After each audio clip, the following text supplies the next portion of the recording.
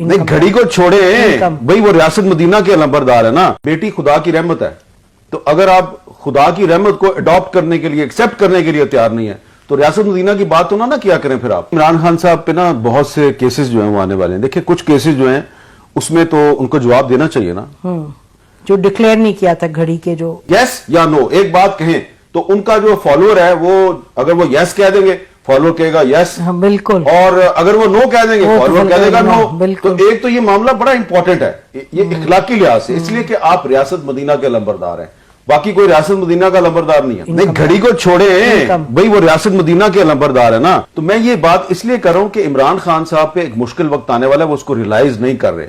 تو بار بار ایک کیس جو ہے وہ کبھی الیکشن کمیشن میں آتا ہے, کبھی وہ کورٹوں میں آتا ہے, تو پہلے تو وہ بچتے رہے ہیں اس کیس سے.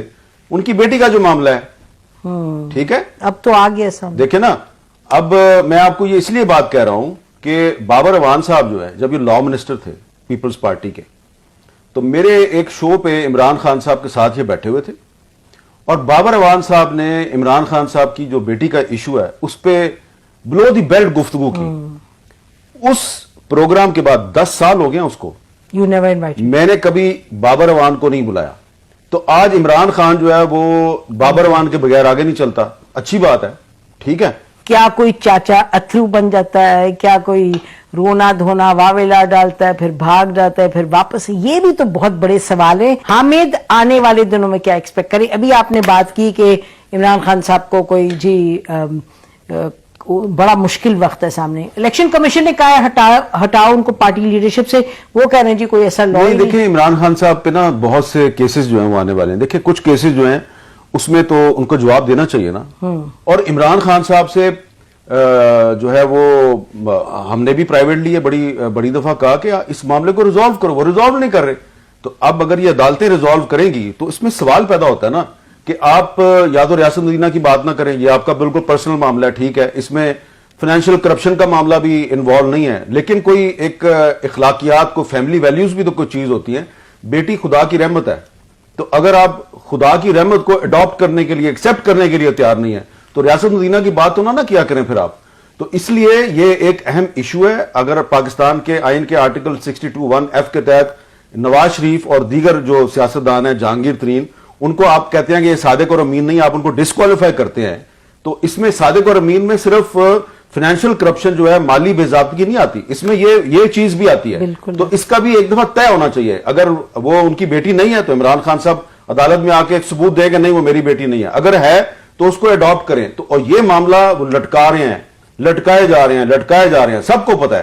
تو لیکن اب یہ میں سمجھتا ہوں کہ یہ معاملہ جو ہے وہ عمران خان صاحب کو اب اس پہ کوئی سٹینڈ لینا پڑے گا.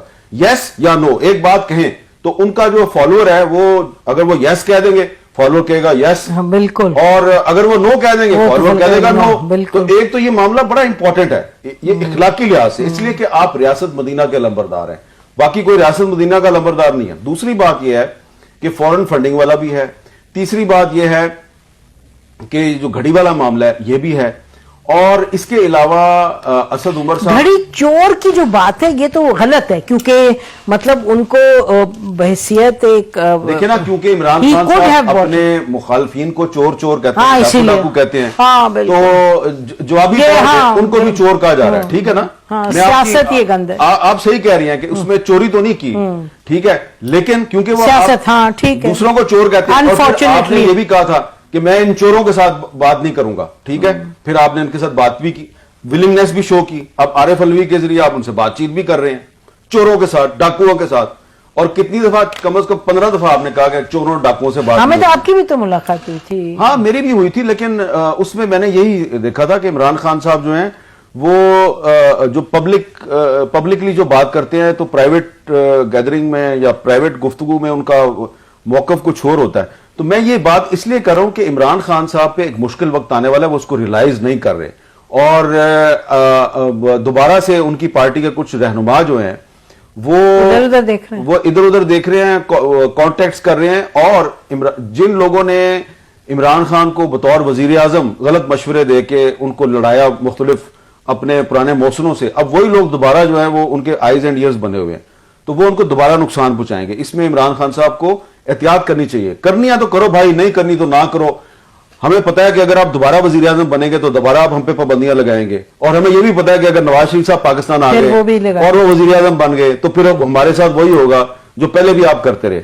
لیکن کہنا میں یہ چاہتا ہوں کہ یہ جو پاکستان کی جو پولیٹیکل پارٹیز ہیں, خاص طور پہ جو 3-4 بڑی پولیٹیکل پارٹیز ہیں, یہ اپنے اندر ڈیموکریٹک کلچر پیدا کریں, ٹالرنس پیدا کریں, اور سب سے پہلے اندر پارٹی کے اندر الیکشن کروائیں. پی ٹی آئی کے اندر الیکشن فراڈ ہے, مسلم لیگ نون کے اندر الیکشن فراڈ ہے, پیپلز پارٹی کے اندر الیکشن فراڈ, جماعت اسلامی میں جنون ہے. مجھے نہیں پتا کیونکہ وہ بڑا سیکرٹ ہے, تو مجھے نہیں پتا اس کا, ٹھیک ہے نا, اس میں وہ سیکرٹ مجھے اس کا پتا نہیں ہے زیادہ, کیونکہ وہ اتنا سیکرٹ ہے کہ کسی کو پتا ہی نہیں ہوتا امیدوار کون ہے, ٹھیک ہے نا, نہیں پتا ہوتا. تو اس میں میری بڑی بحث ہو چکی ہے ان کے بہت سے لوگوں کے ساتھ. لیکن دیکھیں ہمیں بات صحیح کرنی چاہیے. اگر ہم کہتے ہیں کہ ایک بدترین جمہوریت بہترین آمریت سے بہتر ہے, اور ہم ہر قیمت پہ آمریت کی مخالفت کرتے ہیں, جو بھی فوجی ڈکٹیٹر آتا ہے ہم اس کے سامنے کھڑے ہو جاتے ہیں, سیکورٹی ایجنسیز سیاست میں مداخلت کرتی ہیں ہم اس کی مخالفت کرتے ہیں, ہمیں ہر طرح کی مشکلات کا سامنا کرنا پڑتا ہے, تو پھر یہ بھی ہمارا رائٹ ہے نا, بالکل ذمہ داری ہے, ہماری ذمہ داری ہے کہ ہم پولیٹیکل پارٹی سے کہیں کہ اپنے اندر آپ جینون الیکشن کروائیں. 20 سال سے کہہ رہے ہیں. ہاں, اب آپ اپنے اندر جینون الیکشن نہیں کرواتے, لوئر کلاس اور مڈل کلاس کے لوگوں کو آپ آگے نہیں آنے دیتے. آپ پیپلز پارٹی جو ہے وہ 3-4 جو مڈل کلاس کے لوگ ہیں ان کو سینیٹر بنا دیتی ہے, لیکن جب بھی کہیں پہ تبدیلی لانی ہوتی ہے تو اس کے بعد اگر ایم پی اے ہے تو اس کو بھی خریدنے کی باتیں جو ہیں وہ پیپلز پارٹی کی طرف جاتی ہیں, ایم این اے ہے تو اس کو بھی خریدنے کی باتیں پیپلز پارٹی کی طرف جاتی ہیں, سینٹ کا الیکشن ہے تو وہ بھی ساری باتیں پیپلز پارٹی کی طرف جاتی ہیں.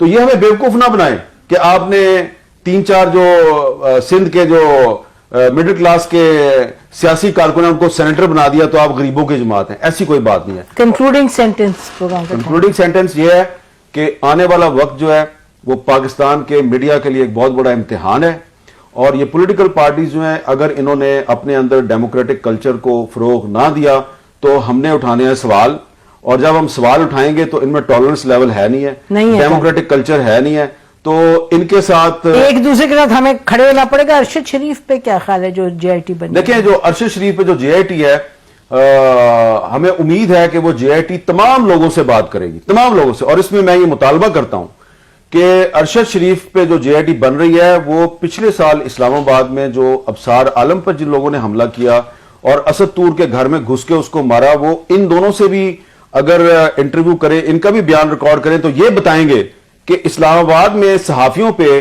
مقدمات کون قائم کرواتا ہے اور اسلام آباد میں صحافیوں کو تھریٹ کون کرتا ہے. تو جے آئی ٹی کو ذرا پتا چلے گا کہ کون لوگ ہیں, کیونکہ ابھی تک جن لوگوں کے نام سامنے آئے ہیں اس میں کچھ اہم لوگ جو ہیں ان کے نام مسنگ ہے, جو کہ میرے خیال سے اصل لوگ ہیں. تو ان تک اگر آپ نے پہنچنا ہے تو ابصار عالم اور اسد طور کی سٹیٹمنٹ بھی لیں. YouTube پر گوگلی نیوز دیکھنے کے لیے youtube.com کی سرچ بار میں googly news T V type کریں. گوگلی نیوز کے پیج پر سرخ رنگ کے سبسکرپشن والے بٹن پر کلک کرنا نہ بھولیے. YouTube پیج پر اپلوڈ ہونے والی ویڈیوز سے باخبر رہنے کے لیے بیل آئیکن پر کلک کیجیے. آپ کو ہر نئی ویڈیو کے بارے میں نوٹیفیکیشن موصول ہو جائے گا.